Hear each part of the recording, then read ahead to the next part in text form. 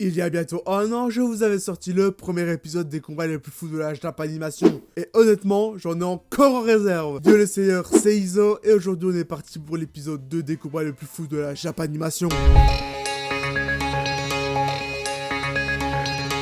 Alors que le louche est sur le point de gouverner le monde, un opposant se met en travers de sa route. Ce n'est autre que Schneisel, un autre membre de la famille royale de Britannia. Une discussion va alors commencer entre les deux. Le louche demandera alors à celui-ci s'il veut conquérir le monde avec Damoclès. Schneisel lui répondra alors qu'il voulait juste exaucer le souhait de l'humanité, c'est-à-dire bâtir la paix. Le louche va lui répondre au mépris de la vie humaine. Celui-ci lui rétorqua alors tout est une question d'opinion. La discussion continuera jusqu'au moment où le louche lui dira j'en ai tellement vu, des gens combattant le malheur, des gens assoiffés du futur. Il luttait pour atteindre le bonheur, là où est l'origine du Geese et de tous les masques. Jusqu'au moment où Schneisel dira à Lelouch, tu te contredis. Toi qui as nié tout libre arbitre aux gens, tu viens me chanter les vertus de la volonté individuelle. Cela suffit donc, tue-moi. Mais le fléau t'emportera aussi. Nous allons mourir pour que la paix. Une main se pose alors sur son épaule. Schneisel regarde l'écran et Lelouch lui dit ceci. Je t'offre donc ces mots. Schneisel se retourne et voit Lelouch. Celui-ci lui dit, mets-toi au service de Zéro. Ceci est mon cadeau. Il utilisa alors son Geese pour parvenir à ses fins. Bordel, quelle bataille psychologique digne de Elle et Kira. À aucun moment tu te doutes que le louche est derrière, car on est tellement absorbé par leur dualité qu'on oublie tout ce qu'il y a autour d'eux. Car oui, ça prouve une fois de plus que le louche n'est pas à son premier essai pour faire tomber Schneisel. Et surtout, j'avais oublié à quel point que Geese était surprenant, bordel. Car le louche est le seul véritable mastermind de l'anime, en précisant et en calculant tous les faits et gestes de ses ennemis. C'est ce qui rend les batailles psychologiques de Code Geass si imprévisibles, car à aucun moment tu ne sais qui aura la victoire.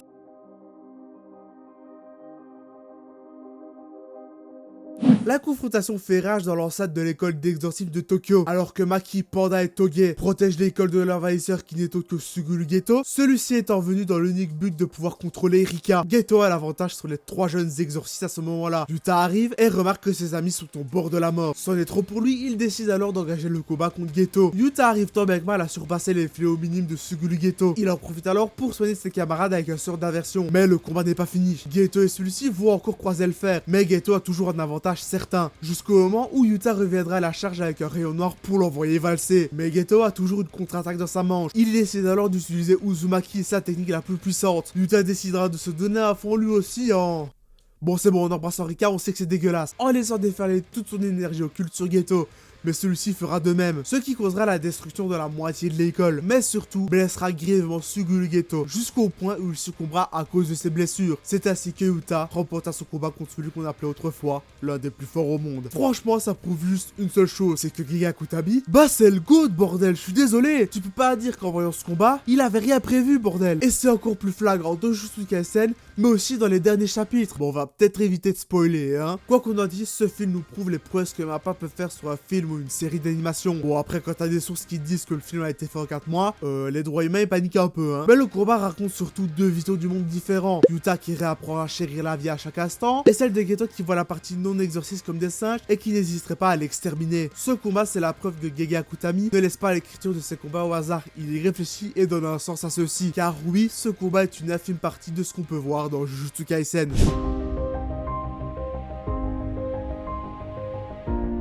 Alors que le Graal Noir s'est éveillé en Sakura Mato, l'objectif de Mato Usoken allait enfin arriver à son but, celui de faire descendre Angra Mayu sur Terre. Mais Shiro, en bon justicier qu'il est, ne peut pas laisser faire ça. Il décide donc de partir à la poursuite de Sakura pour régler tout ça. Mais celle-ci n'est pas toute seule, puisqu'elle a avec elle une Saber corrompue par le Graal Noir, autrement nommée Alter Saber. Mais Shiro va avoir l'aide d'une précieuse alliée qui n'est autre que Rider. Là commence le début des hostilités. Rider et Saber commencent à tout fracasser dans leur combat, tandis que Shiro essaie de se créer une ouverture. Rider a un avantage considérable sur Alter Saber en utilisant ses yeux mystiques. Mais Alter Saber n'en démord pas avec des comptes très impressionnants. Mais le combat n'est pas terminé. Rider donne tout ce qu'elle a et Alter Saber fait de même. Rider quoi celle-ci et s'apprête à utiliser son noble fantasme. Mais en même temps, Alter Saber déclenche Excalibur. Mais c'est sans compter sur l'aide de Shiro qui bloque celle-ci avec son Ro Ayas. Rider se jette droit sur elle et la touche violemment. Alter Saber incapable de bouger, Shiro viendra mettre fin à ses jours dans un moment qui est plus que bouleversant. Ce combat c'est juste le summum de l'animation japonaise. Il n'y a rien à dire, Ufotable gère ça d'une main de maître. Et on ne peut que féliciter leur travail sur la licence, que ce soit Fate Zero, Fate UBW ou dernièrement avec les films Heaven Fields. Ceci sur le clou final de la saga Fate Stay Night que je n'ai pas du tout regretté de suivre. On aura toujours droit à du Fate sur nos écrans pour le plus grand bonheur des fans. Je vous cache pas que je suis énormément hypé par Fate Strange Effect, mais bon, ça il va falloir attendre encore un peu. Et comment parler de Fate Stay Night sans parler de Kinoko Nasu, aka un des goûts de la narration. Tout ça pour vous dire, Fate, c'est la vie. C'est pas comme si j'avais repris la phrase du chef otaku, hein. Nous sommes dans l'arc des Chiméréantes, les combats font rage et un combat d'anthologie s'apprête à avoir lieu. Netero versus Meruem. Meruem veut combattre celui-ci parce que Netero lui a promis que s'il le battait, il lui dirait son nom. Le combat commence et Netero sort ses 100 000 pommes de canon et a clairement le dessus sur celui-ci. Mais Meruem ne reste pas sans rien faire et essaye tant bien que mal de toucher Netero. Mais celui-ci a une défense et une contre-attaque à n'importe quel assaut de Meruem. Mais celui-ci apprend très vite et comprend donc qu'au moment où Netero surpasse sa vitesse, ça engendre ses 2 paumes. Meruem essaie alors de trouver le meilleur possible pour pouvoir le toucher. Il essaye sans relâche jusqu'au moment où il réussit à arracher la jambe de Netero et lui dit en même temps: je vais te prendre ton bras gauche. Mais Netero ne s'avoue pas vaincu. Il décupe alors ses 100 000 paumes de canon, mais Meruem apprend toujours et encore toujours trop vite et il lui arrache le bras comme convenu. Mais Netero n'en avait pas fini. Il utilise alors la paume de Zero et essaye de tuer Meruem, mais contre toute attente, celui-ci survit au déferlement d'énergie causé par Netero. Celui-ci, dans un dernier élan, déclenche la bombe miniature qu'il avait dans le cœur.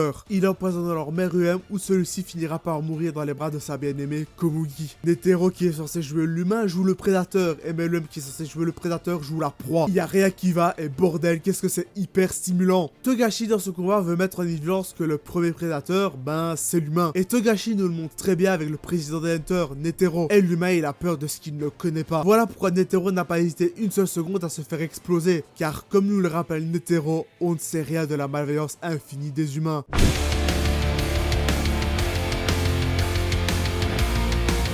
Alors que la troupe d'Askeladd arrive à Londres, ils sont alertés qu'un viking est employé pour protéger la couronne. Son nom, Thorkel le Grand. Celui-ci n'est pas un simple amateur puisqu'il faisait partie autrefois des Joms Vikings, un groupe de vikings d'élite. Askeladd envoie alors Thorfinn et lui dit ceci: t'offrir des duels autant que tu le veux. La troupe d'Askeladd se rapproche alors pour laisser Thorfinn sauter. Celui-ci va à toute vitesse. Mais Thorkel ne perd pas une seconde de plus pour attaquer. Mais Thorfinn avec son agilité et sa vitesse hors du commun arrive à parer le deuxième assaut de Thorkel. Il lâche alors son tronc d'arbre pour en venir aux mains. Thorkel attaque et une pression imposante se fait sentir chez Thorfinn. Il blesse alors celui-ci au poignet. Thorfinn tente alors le tout pour le tout. Il fonce sur Thorkel, passe derrière lui pour le déstabiliser, pour après lui donner le coup fatal. Mais Thorkel compte de justesse avec sa main la dague de Thorfinn. Celui-ci gagne le combat en le traînant comme une serpillière. Tout ce qu'on peut dire, c'est que Makoto Yukimura n'a pas fait ce combat au hasard. Il voulait faire prendre conscience à Thorfinn que la vie est faite d'obstacles, surtout dans le cas où celui-ci a perdu le seul repère dans sa vie, c'est-à-dire son père. Ce combat pour Thorfinn, ça sert aussi d'électrochoc, car affronter un colosse de 2 mètres comme Thorkel, ben surtout faut avoir de sacrés balls, et surtout faut être prêt mentalement à se faire éclater la tronche, voire même mourir. J'adore ce combat pour l'animation qui est apportée, elle est simple, épurée, mais efficace, bordel. Et pour cause, l'animateur qui est derrière ce combat, c'est Alifumi Imai, le gars derrière Sick versus Levi. On ne pouvait s'attendre que davantage à un banger de sa part. Voilà, j'espère que cette vidéo vous aura plu.